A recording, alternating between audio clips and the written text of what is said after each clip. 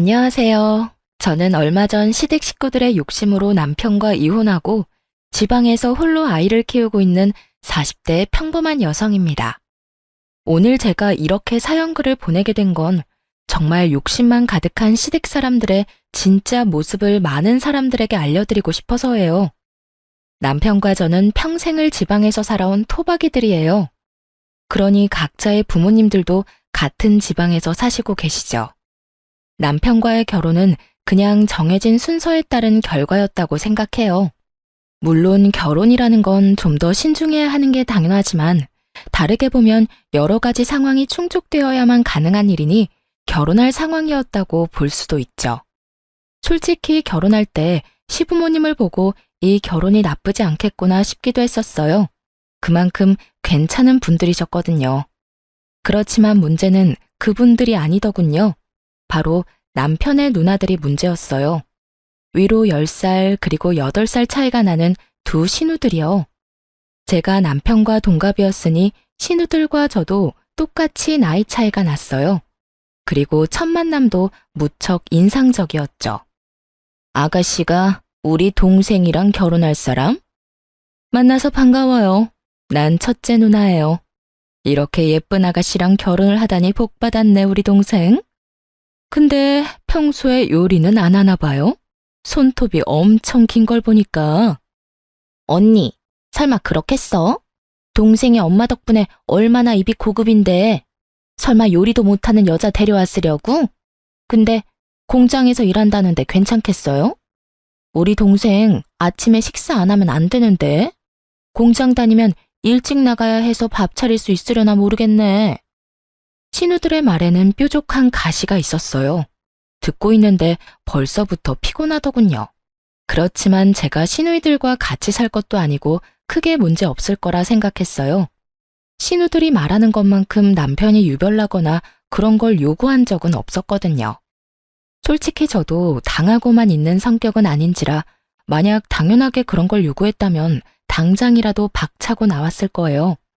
지금 마음으로는 그때 그렇게 박차고 나왔더라면 나이 들어서 그런 마음고생은 안 했어도 됐지 않을까 싶은 마음이 들기도 하지만 그것도 제 팔자겠죠.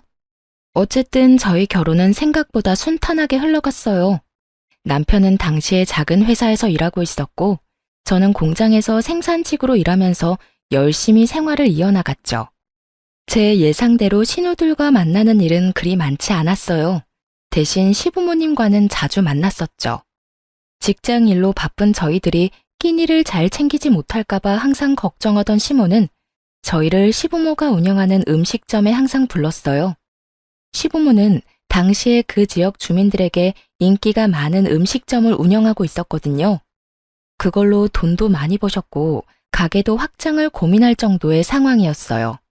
일주일에도 몇 번씩 남편과 저는 시부모의 가게에서 식사를 하고 담소도 나누고 좋은 시간을 보냈어요. 신우들과 만날 일도 크게 없었으니 마음도 편했죠. 시부모님들은 대화를 하면 할수록 좋은 분이었어요. 두 분도 함께 일을 하시는 상황이라서 그런지 모르겠지만 저희가 맞벌이로 힘든 상황을 모두 이해해 주시더라고요. 그리고 저희 결혼 후에 시부모님 가게도 본격적으로 입소문을 타기 시작하면서 바빠지기 시작했어요. 그래서 밥 먹으러 가는 것도 굉장히 죄송스러울 때도 있었거든요. 그럴 때는 주말에 시모를 위해 일을 도와드린 적도 많았어요. 제가 결혼 3년 차쯤 됐을 때 시부가 가게 쉬는 날 저희를 불렀어요. 집에 갔더니 시부모와 신우까지 모두 앉아 있었죠. 무슨 일인가 싶었는데 시모 입에서 나온 말들은 저희를 심란하게 만들었어요. 얘들아, 요즘 우리 가게가 많이 바빠. 그래서 직원을 뽑으려고 하는데 사람 뽑기 전에 우리 가족들 중에 원하는 사람들이 있는지 물어보려고 불렀다. 너희들한테는 굳이 우리가 하는 일 물려줄 생각은 없었는데 가게가 잘 되니 욕심이 나는 것도 사실이야. 너희들이 좋은 직장에서 일을 하고 있다면 이런 말도 안 했을 텐데 지금 큰애랑 작은애 둘 다 쉬고 있지 않니? 돈 벌 생각으로 직원으로 들어올 생각은 없어? 시모의 말에도 일리는 있었어요. 장사가 어느 순간부터 잘 되기 시작하니 좀 아까웠겠죠. 그런데 그것만 보고 덤비기에는 무척 힘든 일이었어요. 옆에서 봐왔으니 더 잘 알 수밖에요. 일찍 일어나서 밑준비를 해야 하는 건 물론이고 늦게까지 있어야 하는 그 일들을 섣불리 시작하기에는 다들 마음이 가지 않았을 거예요. 게다가 큰 신우는 전업주부고 작은 신우도 파트타임으로 일을 하고 있었으니 누구 하나 맡아 하기를 꺼리는 눈치더라고요. 저는 생산직으로 일하고 있으니 해당 사항 없다고 생각해서 저는 그냥 가족회의에 참석하는 느낌으로 듣고 있었어요. 엄마 마음은 이해하는데 굳이 그렇게까지 해야 돼요? 그래봐야 조그만한 가게고 잘 돼봐야 거기서 거기지. 그리고 나는 엄마도 알다시피 박서방이 좀 예민하잖아. 반찬 냄새 묻혀서 집에 들어가면 얼마나 난리를 치겠어요? 큰 신우의 말을 듣던 시모가 작은 신우를 쳐다봤어요. 우리도 안 돼요. 엄마 생각해봐요. 나 파트타임으로 일도 하고 그 뒷시간은 애들 봐야 해서 또 바쁘고. 그리고 나처럼 약한 사람이 힘든 가게 일을 어떻게 해? 아무리 봐도 나한테는 무리예요. 그러면 아무도 안 하겠다는 거냐? 그러면 올케 가면 되지. 공장 다니는 것보다는 엄마네 집에서 일하는 게 훨씬 낫지 않아? 갑자기 저한테도 화살이 돌려지자 저도 당황했어요. 저는 그래, 올케. 그게 좋겠네. 어차피 공장 일도 힘들잖아. 그럴 거면 그냥 어머니 도와서 일하면 딱 될 것 같은데. 공장에서 일한다고 돈 많이 주고 그런 거 아니잖아. 그리고 가족끼리 일하는 게 얼마나 편한데 그렇게 해줄 거지? 거의 반강제로 떠밀다시피 저를 설득하려 하더군요. 솔직하게 말해서 저는 싫었어요. 공장 일을 엄청 좋아해서 한 건 아니지만 그 일이 이미 익숙했고 무엇보다 시댁이잖아요. 아무리 좋은 사람이라도 모르는 사람과 일하면 트러블이 생기는데 시부모님과 같이 일하면 그런 일이 생겼을 때 풀 수 있을 상황도 아니고 모조리 제가 감당해야 한다는 게 너무 싫었거든요. 그래서 저도 거절의 말을 꺼냈어요. 형님, 잘 다니는 직장을 그만두는 것도 이상하잖아요. 게다가 어머님 일하시는 거 보니 가벼운 마음으로 시작해도 될 일도 아니고. 그러니까 올케가 제격이지. 결혼한 지 얼마 안 됐으니까 빨리 가족이 돼야 하잖아. 그러면 같이 일하는 게 최고야. 올케라면 믿고 맡길 수도 있어서 더 좋지. 생각해봐. 공장이 얼마나 힘든데. 조금만 더 늙으면 그 일 못할걸? 근데 우리 엄마 봐. 아직까지 얼마나 정정하셔? 그러니까 제발 올케가 맡아줘, 응? 큰 신우와 작은 신우가 말을 꺼낼수록 시모의 얼굴에 기대감이 마구마구 생기더군요. 그걸 보니 차마 못하겠다는 말도 못하겠더라고요. 시부모님이 나쁜 사람들이었으면 절대로 하겠다고 하지 않았을 텐데 워낙 자상하고 또 신중하신 분들이라 결국 제가 하기로 결정했어요. 그리고 신우들이 내게 일을 떠맡긴 것을 제외하면 그 말에 틀린 말은 없었으니까요. 공장에서 일하는 게 힘든 것도 사실이고 늙어서까지 하기에도 나쁜 직업이라는 것도 맞는 말이니까. 알겠어요. 그럼 제가 맡을게요.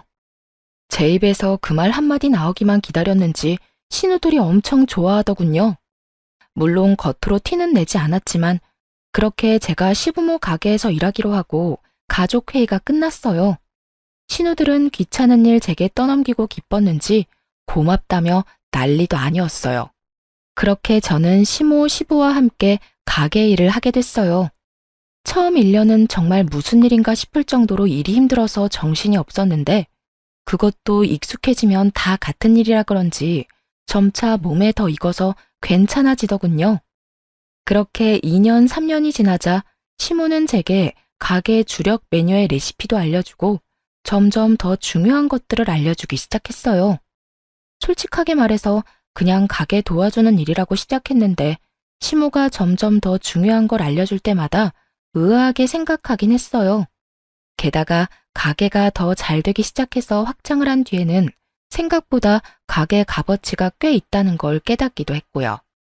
어머님, 그런데 진짜 저한테 가게 레시피 다 알려주셔도 돼요? 응? 그게 무슨 소리야? 가게가 너무 잘 되잖아요. 이거 다음 사장한테 알려줘야 하는 거 아니에요? 왜, 그때 저희한테는 가게에서 일할 사람 찾는다고 하셔서. 아, 그거 말이지? 그때는 그랬지. 잘 될 거라는 보장도 없고, 그게 될 거라는 보장도 없었으니까. 그때는 그냥 직원 뽑는다고 말한 거였지. 그래도 가족 중에 할 사람이 있으면 내가 가진 거 다 알려줄 생각이긴 했어. 음식 솜씨라도 가지고 있으면 어디 가서 굶어 죽진 않을 테니까. 그리고 가게가 잘 되면 나랑 같이 일하는 사람한테 가게 물려줄 생각도 했었고. 가게를 물려줘요? 그래, 이렇게 잘 되는 가게 이왕이면 가족이 이어받아 사면 좋잖니? 그때는 이렇게 확장까지 할 정도로 잘 될지 몰랐다만, 그래도 네가 해준다고 해서 얼마나 다행인지 몰라. 내가 무슨 일이 생겨도 이제는 네가 사장이 되어 이끌어가면 되니까. 이 정도 규모면 부족함은 없이 살 수 있을 테고. 저는 시모의 말에 깜짝 놀랐어요. 뒤를 이어받으라는 말이 사장이 되라는 말이라고는 생각도 못했으니까요. 레시피 알려주면서 열심히 가르쳐 주실 때부터 이상하다고 생각했지만 진짜로 저에게 뒤를 잇게 할 거라고는 생각 못했거든요. 시모의 말에 마음이 좀 뭉클해졌어요. 그래서 저도 더 열심히 가게 일에 힘썼어요. 그런데 그 이야기를 듣고 몇 주 뒤에 큰 신우가 저한테 잠시 밖에서 만나자고 하더군요. 저는 가게로 오라고 했지만 시모 있는 데서는 하기 힘든 이야기라길래 저도 무슨 이야기를 하려나 싶어 큰 신우를 만나러 갔어요. 약속 장소에 도착했더니 큰 신우가 굉장히 화가 난 얼굴로 저를 기다리고 있더군요. 무슨 기분 나쁜 일이라도 있었나 하는 마음으로 말을 걸었는데 큰 신우가 대뜸 저한테 소리를 빽 질렀어요. 옳게, 어떻게 그럴 수가 있어? 네? 엄마 가게 말이야. 엄마가 올케한테 가게 물려주겠다고 했다며? 아니, 어떻게 그 가게를 올케한테 물려준다 그래? 뜬금없는 신우 말에 어이가 없는 건 저였어요. 애초에 두 딸한테 기회를 먼저 준 게 시모였고 그거 귀찮고 싫다고 저한테 떠밀었던 게 신우들이었으니까요. 그런 건 원래 딸들이 물려받는 게 당연하지. 어떻게 엄마랑 일하면서 그런 짓을 해? 아무리 돈에 눈이 멀어도 그렇지. 가게를 홀라당 가져갈 생각을 하냐고.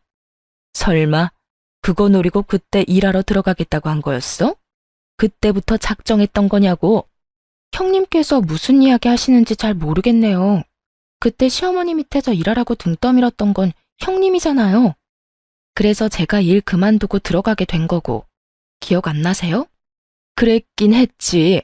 그렇지만 그때는 그냥 직원이었지. 그 가게 물려받는다는 거 알았으면 내가 했을 거야. 듣고 보니 참으로 욕심이 가득한 말이었어요. 그걸 숨길 생각도 없어 보였고요. 형님, 제가 하겠다고 한 게 아니라 어머님이 그렇게 정했다고 하신 거니까 어머님한테 여쭈어 보세요. 저한테 이러시는 거 시간 낭비고 서로 기분만 나빠질 뿐인 거 아시잖아요.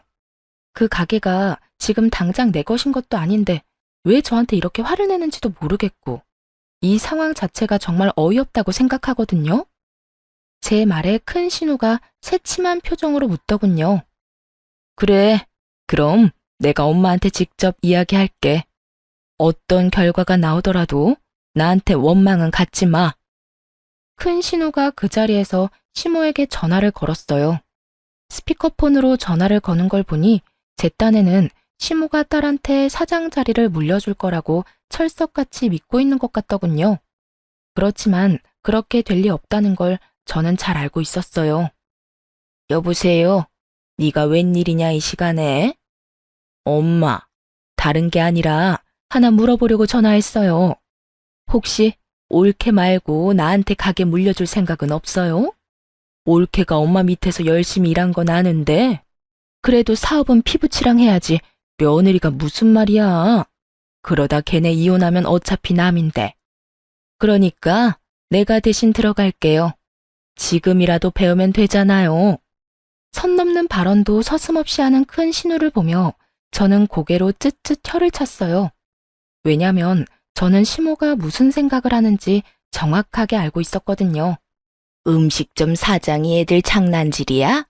가게 사장이 될 기회를 걷어찬 건 너희들이었어. 그런데 이제 와서 뭐?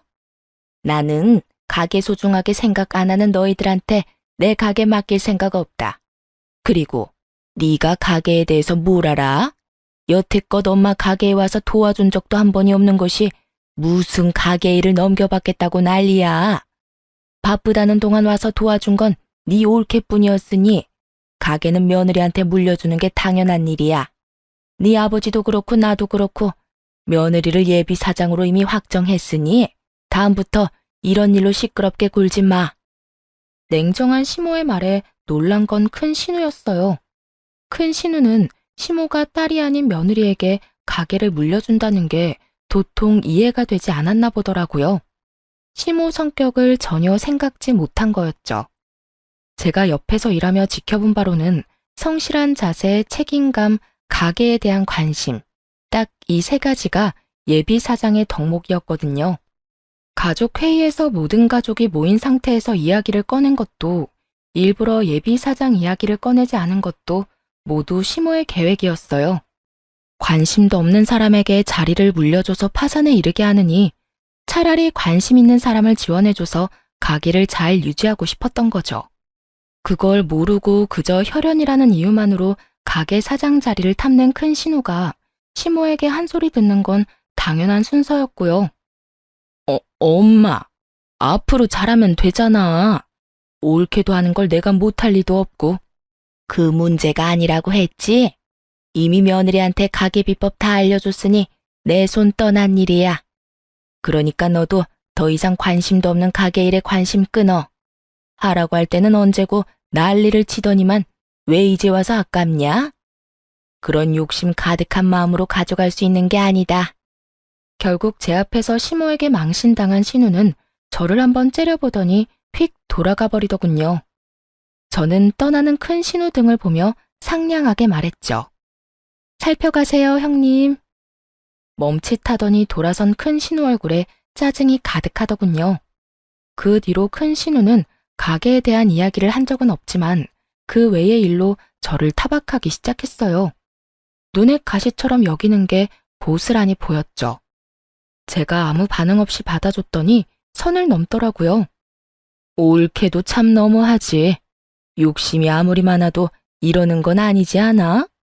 다들 그렇게 생각 안 해? 막말로 그 가게가 어째서 피 한 방울 안 섞인 며느리 손에 들어가야 하냐고. 다른 가족들이 모두 있는 곳에서 그렇게 말했다가 결국 시모 귀에 그 이야기가 흘러들어갔어요.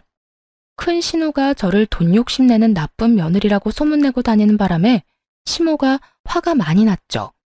사실대로 말하자면 큰 신우가 저한테 나쁘게 하도록 일부러 놔뒀어요. 제가 아무 반응 없으면 저를 더 열받게 하려고 선을 넘을 테고 그걸 시모 귀에 들어가도록 적당히 상황만 만들면 시모의 분노가 더 클 테니까요. 저는 열심히 제 일만 하면 될 일이었죠. 저는 이런 이야기를 들으면 시모가 큰 신우로 혼낼 줄 알았거든요. 그런데 그게 아니었어요. 큰 신우가 제 험담을 한다는 이야기를 듣고는 오히려 제게 찾아와 아예 다른 일을 하셨어요. 아가, 미안하다. 내가 우리 집안 간수를 못해서 성실한 네가 험담을 듣도록 만들었어. 이게 다 내가 어정쩡하게 일을 처리한 탓이니 내가 다 책임지고 처리하마. 어머님, 그런 말씀 마세요. 그 어디에도 어머님 잘못은 없어요. 어머님이 저한테 얼마나 잘해주셨는데. 제가 괜찮다고 말했지만 시모는 강경하게 말하더군요. 내가 서류는 이미 다 정리해놨다. 가게 공동대표로 이름 올리는 일이야. 도장만 찍어라. 그러면 앞으로 네가 돈에 욕심이 있네 마네 하는 말들은 들리지도 않을 게다. 대표가 가게 운영하는데 쥐들이 뭔 상관이겠니? 가게 와서 창문 하나 닦아보지도 않았던 것들이 입으로만 가게 위하는 척하는 걸 듣고 있으려니 괘씸해서 도저히 안 되겠어. 시모와 함께 가게 공동대표를 제안하시더군요. 결국 거의 반강제로 저는 시모 가게의 공동대표가 됐죠. 어차피 그렇게 될 수순이긴 했지만 미리 넘겨주는 일도 쉬운 일은 아니었을 거예요. 피부치들이 살아있는데도 저한테 주겠다고 한 건 큰 마음을 먹은 거였겠죠. 제가 일을 형편없이 했거나 요령이나 피웠다면 아마 주시지 않았을 거예요. 그렇게 시모와 제가 공동대표가 되고 시모가 그것을 가족들에게 모두 이야기하면서 큰 신우는 저에 대해 그런 말을 더 이상 못하게 됐어요. 시모가 결정한 일에 입을 댔다가는 시모의 분노만 살 일이었으니 말이죠. 그렇게 가게 일도 마무리됐고 그 사이에 안 좋은 일들도 몇 있긴 했지만 그럭저럭 잘 지냈어요. 더 이상 신우들과 문제가 생길 거라고는 생각도 안 했죠. 가게 문제가 어찌됐든 명확히 끝나버렸으니까요. 그런데 갈등은 돈뿐만이 아닌 곳에서도 생겨나더라고요. 결혼한 지 10년쯤 되니 저도 40이 넘었고 시부모님 나이가 70의 끝을 바라보고 계셨어요. 언제까지나 정정할 거라고는 생각도 안 했지만 두 분 다 워낙 일하시는 걸 좋아하시고 또 건강도 잘 챙기셔서 아플 일은 없을 거라 생각했어요. 그런데 겨울 새벽부터 출근한 시부가 뇌졸중으로 병원 신세를 지게 됐어요. 밑준비를 위해 일찍 갔었는데 저와 시모가 없었다면 뇌졸중이 더 심해져 생명을 장담 못했을 수도 있다고 하더군요. 그래서 편마비가 생긴 시부로 인해 저희 부부와 시모는 매우 바쁜 생활을 보내야 했어요. 시부가 연세가 있어서 힘든 일은 못했지만 그래도 가게 돈 계산이나 서빙 같은 건 조금씩 도와주셨거든요. 그런데 그런 시부께서 아파서 병원에 입원해 있으니 누구라도 간병을 해야 했어요. 저와 남편 시모가 번갈아 가며 병원을 오가야 했죠. 그런데 힘든 일은 언제나 몰려오는 건지 친정엄마에게 온 연락은 저를 더 우울하게 만들었어요. 딸, 어쩜 좋아. 너희 아버지 계단에서 떨어졌어. 허벅지 뼈가 부러져서 수술해야 된다는데 빨리 좀 와줘, 응? 정말 청청병력 같은 소리였어요. 제가 외동딸이었기 때문에 어머니 말고는 도와줄 사람도 없었죠. 어쩔 수 없이 저는 시모에게 제 사정을 설명했어요. 그런데 시모도 남편도 그날따라 일이 있어서 안 된다고 하더군요. 저희 셋 다 간병을 하니 어쩔 수 없이 간병 안 하는 날은 밀린 일을 처리하곤 했거든요. 두 사람 다 미리 잡아놓은 약속이 있어 시모가 한 가지 좋은 생각을 떠올렸죠. 둘째야, 너 오늘 하루만 아버지 병간호 좀 하거라. 너 아버지 아프고 나서 한 번도 병간호 한 적 없지 않니? 앞으로 해달라고 안 할 테니 네가 오늘만 좀 봐줘. 시모 요구에 작은 신우도 별말 없이 따르는 듯 보였어요. 그렇게 저는 친정아버지 수술할 때 직접 병원에 갔고 놀란 친정어머니를 달래며 각종 보험을 알아봤어요. 그리고 저녁에 완전히 정신적으로 녹초가 되어 집에 돌아왔죠. 그런데 저녁 9시쯤에 작은 신우에게서 전화가 왔더군요. 저는 감사 인사라도 해야겠다 싶은 마음에 전화를 받았어요. 옳게, 어떻게 이럴 수가 있어? 어떻게 시어머니를 시켜서 자기를 나한테 떠넘겨? 그게 어디서 배워먹은 짓이야? 일이 있더라도 나한테 맡길 일이 아니지. 옳게도 며느리가 아니라 가족인데. 전화 받자마자 화내는 작은 신우의 목소리를 들으며 저는 한숨을 푹 쉴 수밖에 없었어요. 아, 형님, 저도 병간호 빼고 싶어서 뺀 게 아니에요. 친정아버지 대퇴골이 부러져서 수술을 해야 한다는데 그럼 어떻게 해요? 아시잖아요. 저는 외동이라 저희 집에 어머니가 의지할 만한 곳이 없어요. 그리고 형님, 아버님 안 보고 싶으셨어요? 간병이 아니라 아버님 얼굴 보는 자리라고 생각하시면 될 일을. 너 지금 나한테 가르치니? 어이가 없어서? 너만 바빠? 나도 바빠. 나도 우리 시부모님 수발들기 바빠서 몸이 나만하질 않아. 결혼하면 출가 외인이고 각자 집안 챙기는 거지. 왜 남한테 피해 줘가면서까지 일을 떠넘겨? 정말 듣고 있으니 화가 다 나더군요. 시모가 이야기 꺼냈을 때는 그렇게 하겠다며 아주 공손하게 말 듣는 척 해놓고 결국 일 끝나고 저한테 전화해서 화풀이라니. 한마디 더 하려다가 어차피 말도 안 통한다 싶어서 네네 하고 전화 끊었어요. 다음에는 간병인을 고용해서라도 작은 신우는 절대 부르지 않겠다 다짐까지 했죠. 그런데 그 전화 받은 다음 날 작은 신우가 시부 입원한 병원 근처에 있는 어느 상가 빌딩에서 나오는 걸 봤어요. 그런데 그 빌딩은 1층이 뽑기 가게에 위로는 헬스장, 사교 댄스 학원만 있었거든요. 계단을 타고 오르는 걸 보니 헬스장 아니면 사교 댄스장인데 헬스장은 그날 정기적으로 문을 닫는 날이더라고요. 그걸 알고 나니 참 어이없었죠. 시부모 수발 들어야 한다는 사람이 사교 댄스장이나 들락날락거리고 있었으니 게다가 자기 아버지가 아파서 병원 신세를 지고 있는데 그놈의 사교 댄스를 가고 싶었는지 참 열불이 나더군요. 제가 말해봐야 백날 소용없는 짓이고 작은 신우가 귀담아 들을 것 같지도 않아서 속으로만 혀를 차며 조용히 집으로 돌아왔어요. 그런데 말이죠. 며칠 뒤에 저는 뜻밖의 전화를 받았어요. 바로 작은 신우의 남편인 아주버님이 저한테 연락을 했더라고요. 원래 연락을 할 일이 없는 사이고 무슨 일이 있으면 남편과 작은 신우 통해서 말을 전하는 게 더 편한데 직접 제 전화로 전화를 하셨더라고요. 처음에는 모르는 번호라서 아예 안 받으려고 했었죠. 그런데 연달아 연락하는 모양새가 왠지 스팸 전화는 아닌 것 같아 전화를 받았어요.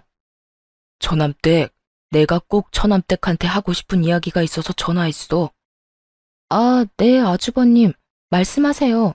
무슨 일 때문에 연락하셨어요? 저는 아주버님이 제게 물어볼 게 있나 보다 싶었죠. 신우를 통하지 않고 연락이 왔으니까요. 그런데 아주버님이 아주 묘한 소리를 하더군요. 우리 와이프 오늘로 벌써 나흘째 장인어른 병간호 중이야. 부모님 아프니 가볼 수 있지. 하지만 그렇다고 해서 우리 부모님도 힘든데 와이프가 자기 친정에만 매달리는 것도 좀 아니지 않겠소? 그리고 장인댁에는 자식이 셋이나 되잖나. 그러면 간병도 나눠서 해야 맞는 거고. 우리 쪽은 얼마 전에 형님 돌아가시고 나 혼자라 힘든데. 전 당황했어요. 작은 신우는 딱 한 번 저 대신 대타로 뛴 이후에 한 번도 저를 도와준 적이 없었거든요. 그날 하루를 제외하고는 여전히 시모와 남편 제가 번갈아가며 간병을 하고 있었는데 이런 이야기를 들으니 어이없죠. 처남댁이 얼마나 힘든지는 나도 아네. 그렇지만 그렇다고 내 아내를 그렇게 오랫동안 붙잡아 놓으면 어떡해? 와이프가 친정아버지 병간호 때문에 시어머니 병간호까지는 힘들다면서 지금 며칠 동안 그쪽으로만 출퇴근하잖아. 잠시만요, 아주버님. 뭔가 잘못 알고 계신 것 같은데요. 작은 형님께서 아버님 간병하신 건 하루뿐이에요. 그 뒤로는 와보지도 않으셨어요. 일주일에 딱 한 번 오시기는 하시는데 1시간도 안 돼서 가시고요. 뭐? 그게 사실이야? 네. 못 믿으시겠으면 어머님이랑 남편한테 전화해 보세요. 다들 당번 정해서 시아버지 간병 중이고 안 되는 날에는 따로 형님들께 부탁드리는데 여태 저만 딱 한 번 부탁했을 뿐이에요. 남편에게는 친정아버지 간병 간다고 숨기고 열심히 유희를 즐기고 있었던 작은 신우의 대담함에 놀라기도 했어요. 저는 이 기회를 놓치고 싶지 않았어요. 분명히 작은 신우를 혼쭐을 내줄 수 있는 절호의 기회였죠. 아주버님, 제가 말씀드리기 좀 조심스러운 일이 있는데요. 사실 아버님 병원 근처에서 작은 형님을 뵌 적 있었어요. 그게 사교 댄스 학원을 다니시던데요. 사교 댄스? 충격을 받은 아주버님은 아무 말도 못하더군요. 어딘지 알려드릴까요? 한번 찾아가 보시면 될 것 같은데. 결국 아주버님의 성화에 사교 댄스 주소를 알려줬고 이틀 뒤에 난리가 났죠. 작은 신우가 아주버님한테 탈탈 털린 채로 시댁으로 왔거든요. 무슨 이야기인지는 말도 안 하고 저만 끊임없이 노려보더군요. 옳게. 어떻게 그럴 수 있어? 우리 남편한테 그런 말하면 내가 곤란해질 거라고는 생각도 안 한 거야? 남편이 나한테 얼마나 화가 났는데 왜 그런 쓸데없는 말을 해서 이 난리를 피워? 느닷없이 저에게 화를 내는 작은 신우를 보며 저는 억울하다는 표정으로 말했죠. 작은 형님, 제가 뭘 어떻게 했다고 이러세요? 저도 피해자예요.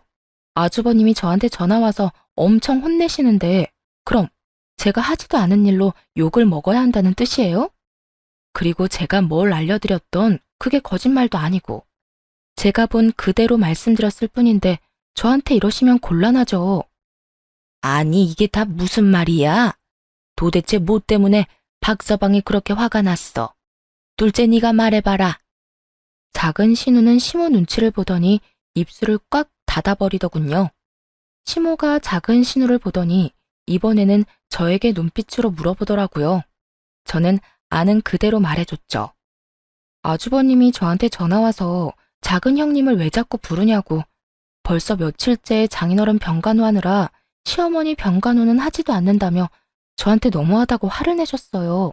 그래서 제가 무슨 소리 하시냐. 작은 형님은 딱 한 번 나 대신 병간호 해준 거 말고는 병간호 한 적 없다고 말씀드렸죠. 작은 형님이 어디 가시는지 궁금해하시길래 제가 본 그대로 사교 댄스 학원에 다니시는 것 같다고 말씀드렸을 뿐이에요. 뭐? 야, 너희 아버지 핑계대고 지금 탱자탱자 놀았어? 그것도 사교 댄스? 네가 정신이 나갔네, 정신이 나갔어. 그런 주제에 올케가 하루만 네 아버지 간병해달라는 거 가지고 그 난리를 쳤어? 시어머니도 친정아버지도 너한테는 사교 댄스보다 못하다 이거야? 모든 걸 알아버린 시모가 작은 신우의 등짝을 후려째더군요. 속이 어찌나 시원하던지. 작은 신우가 저를 노려봤지만 뭐 어쩌겠어요. 자기가 뿌린 대로 거둔 것을. 솔직하게 말해서 작은 신우가 그렇게 난리만 안 쳤어도 신우가 사교 댄스 다닌다는 건 말 안 했을 거예요. 그러게 마음을 좀 곱게 쓸 것이지. 어쨌든 이 일 이후로 작은 신우는 남편에게도 밉보이고 어머니에게도 한 소리 들은 후로 본인 시어머니 수발에만 전념하며 지냈어요. 시모가 친정아버지 병간호 될 생각도 하지 않고 시어머니나 모시라고 하면서 앞으로 2번 다시 친정 핑계대고 거짓말로 속이지 말라고 큰 소리를 치셨죠. 결국 이 2사건으로 저와 신우들의 관계는 완전히 틀어졌어요. 대신 시모와의 관계는 돈독해졌죠. 시부는 꽤 많이 회복이 되기는 했지만 정상적인 생활은 거의 불가능했어요. 편마비로 인해서 부축이 없으면 거동도 잘 안 될 정도셨거든요. 시모가 처음에는 입원을 시키려고 했는데 그마저도 신우들 반대에 잘 되지 않았어요. 엄마, 아버지를 왜 입원시켜? 집에서 충분히 돌볼 수 있는데. 나도 며느리 고생시키고 싶진 않다. 그리고 다들 일하는데 어떻게 너희 아버지를 집에서 돌봐? 말도 안 되는 소리야. 왜 말이 안 돼? 내가 복지센터에 상담해봤어. 주간 보호라고 낮 동안 어르신들 봐주는 거 있대. 점심도 주고 어린이집처럼 차량으로 집까지 이동도 해주고. 그거 하면 될 것 같은데? 형님, 그런데 그것도 돈이 좀 들던데 거기에 드는 비용은 셋이서 나누면 될까요? 솔직히 당장 집에서 내내 시부를 보라는 것도 아니니 그 정도는 이해하고 넘어가려고 했어요. 어차피 3남매이니 셋이서 나누면 돈도 얼마 안 될 테고 좀 힘들긴 하겠지만 퇴근하고 조금만 시간 보내면 잠자는 시간일 테니까요. 그런데 신우들이 그 돈을 절대 못 준다며 버티더군요. 그 이유가 더 웃겼어요. 올케, 정말 욕심이 끝도 없네. 올케가 어머니 가게 물려받을 건데 왜 우리까지 책임을 떠안아야 해? 막말로 부모님 재산이 저 가게 하나인데 그거 가져가면서 부모님 모시는 것도 우리한테 맡기려고 한 거야? 가게를 가져갈 거면 책임도 같이 져야지. 그러면서 돈은 절대 못 준다며 버티더군요. 저는 답답해서 남편에게 말했어요. 형님들이 주간보호 비용도 저희한테 다 내라고 한다고 말이죠. 그런데 남편 말이 더 웃겼어요. 누나들 말 틀린 거 하나 없지. 솔직히 당신이 가게 물려받으면 우리 부모님 재산 다 물려받는 거랑 똑같은데 왜 누나들이 돈을 내야 해? 당신 돈도 잘 버는데 당신이 내면 되잖아. 지금 나더러 아버님 수받들면서 돈까지 내라고? 가게 물려받았다고? 그 가게 물려받기 싫다고 난리치던 사람들이 형님들이야. 게다가 가게 물려주신 것도 어머님 뜻이었고 내가 달라고 졸라서 받은 것도 아닌데 왜 내가 모든 걸 책임져야 하는데. 나도 돈 못 내. 그러니까 집에서 아버님 모시자. 그러면 되겠지? 열받은 제가 그렇게 말하자 남편은 남의 집안 사정처럼 그럼 그렇게 하던가 하며 코웃음을 치더군요. 남편은 제가 왜 그런 말을 했는지 눈꼽만큼도 이해를 못하고 있더군요. 뭐 놔뒀어요. 어차피 나중에 피 볼 건 남편인 게 뻔했으니까요. 저는 남편에게 그렇게 말하고 시부를 집에서 돌보기로 했어요.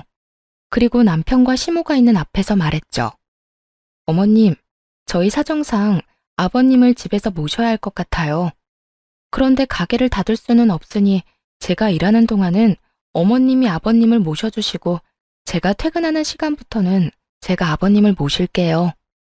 그럼 아들, 너는 어떻게 할 거냐? 네?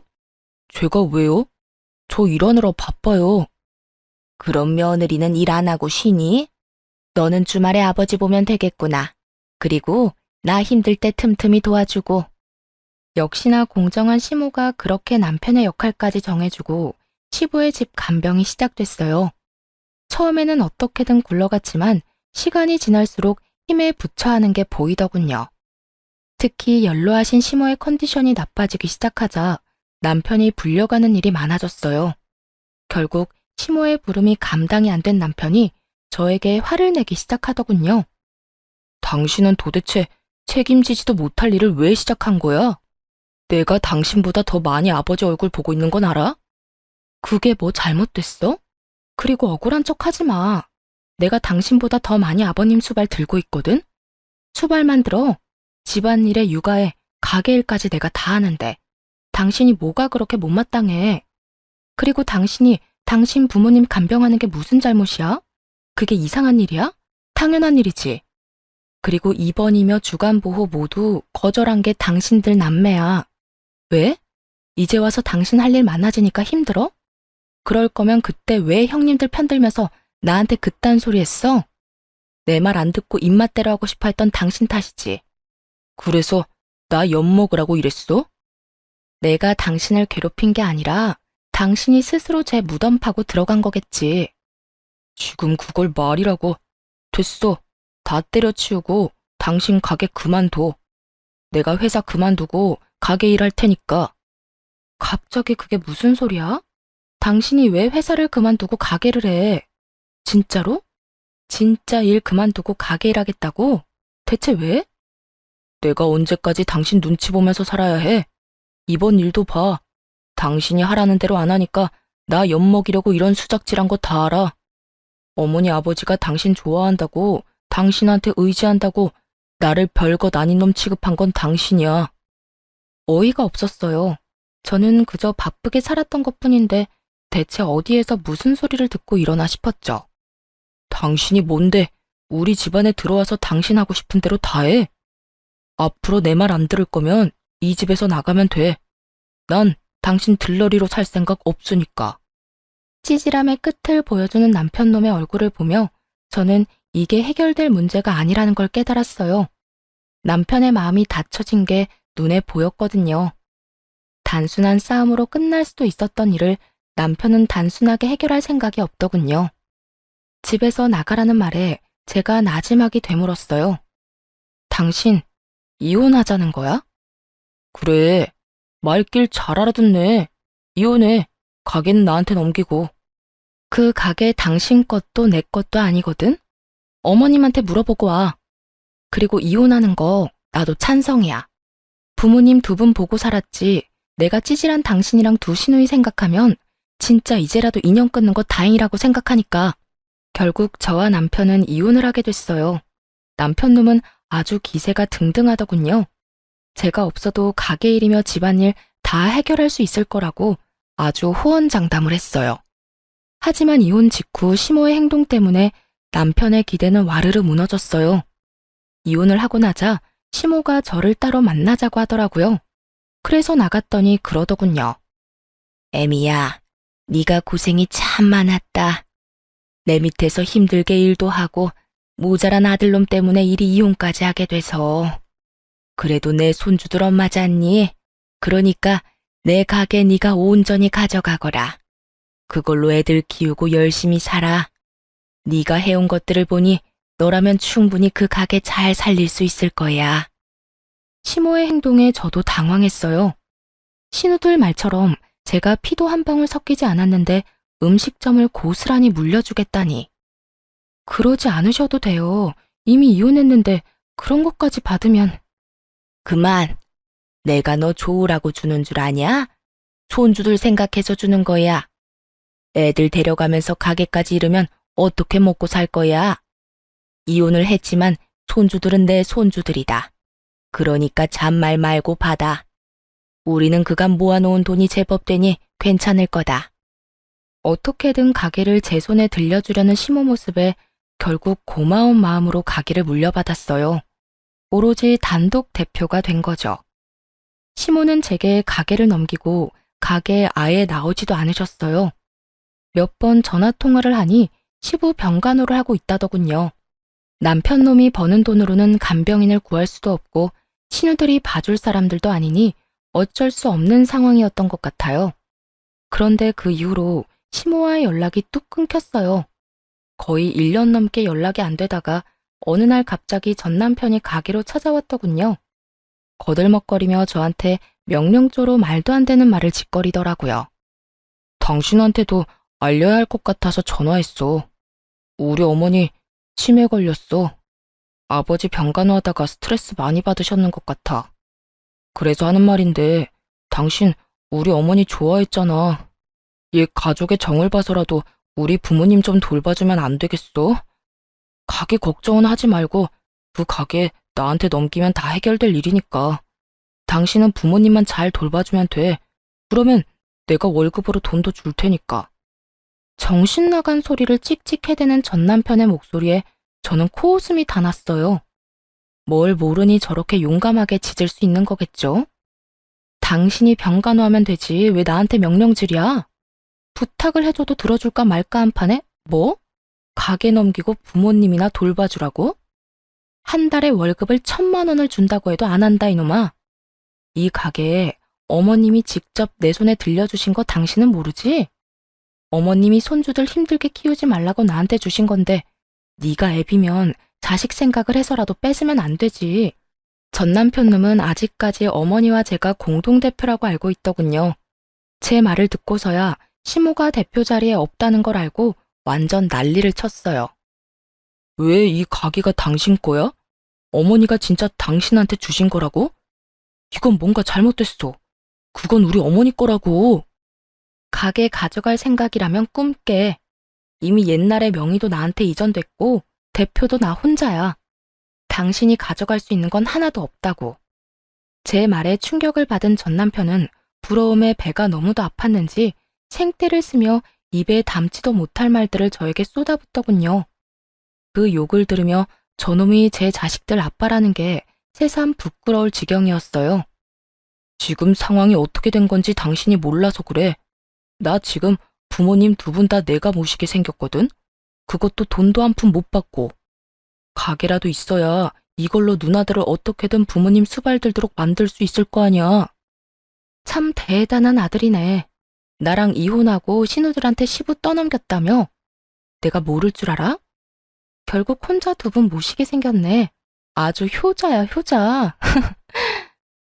웃는 저를 바라보던 전 남편 표정이 아주 똥 밟은 것처럼 일그러지더군요.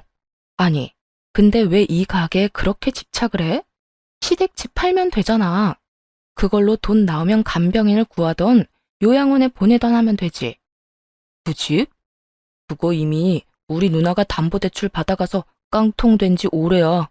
그거 대출 받을 때도 내가 이 가게 하나 생각하면서 버텼는데 그게 언제 당신 앞으로 명의 이전이 되어 있었던 거냐고. 이게 전부 다 당신 때문이야. 저는 행패를 부리기 시작하는 전 남편을 경찰에 신고했어요. 그렇게 가게에서 쫓아내버렸죠. 재산이 필요할 때는 시부모와 며느리 사이 이간질하고 알랑방귀 끼어가며 남한테 대리호도 시키려던 자식들이 부모 아프니까 어떻게든 서로에게 떠넘기려는 모습을 보니 이 사람들과 가족의 연을 끄는 게 다행이라는 생각이 들었어요. 이혼을 안 했더라면 저만 더 힘들어졌을 테죠. 그 모습을 보니 시부모가 저한테 가게를 물려주려 한 것도 어느 정도 이해는 가더라고요. 시모에게는 자식이나 다름없는 가게인데 자식들 성정을 알고 있으니 오래가지 않아 헐값에 팔아버릴 거라는 걸 예상한 건지도 몰라요. 이들을 보면서 정말 간절하게 느낀 게 있다면 제 자식들만큼은 절대로 저런 짓 하지 않도록 교육을 단단히 시켜야겠다는 거였어요. 눈앞에 시기와 질투에 눈이 멀어 가족으로 받아들였던 일을 내쫓는 것도 모자라서 늙은 부모를 모시기도 싫어하는 사람들처럼 만들고 싶지는 않거든요. 그래도 다행인 건 이혼하고 힘든 상황에서 저희 아들, 딸 둘 다 의젓하게 잘 자라고 있다는 거겠죠. 더 커서 어른이 되면 저한테 효도를 하겠다며 일하며 자신들을 위해 희생한 어머니가 가장 자랑스럽다고 말하는 아이들 덕분에 오늘 하루도 살아갈 맛이 나는 것 같네요. 여태껏 앞만 보고 달렸어요. 목표라고는 그저 어떻게든 잘 살겠다는 막연한 것만 가지고 살았는데 이혼을 하고 나서야 현실적으로 와닿는 것 같아요. 집안을 지탱해야 하는 가장의 무게와 아이들을 잘 키워내야 한다는 엄마의 마음이 저를 더 노력하게 만든 것 같네요. 앞으로도 진심을 다해 아이들을 위해서 살 생각이에요. 글이 길어졌네요. 지금까지 제 사연 들어주셔서 감사합니다. 좋은 하루 되세요.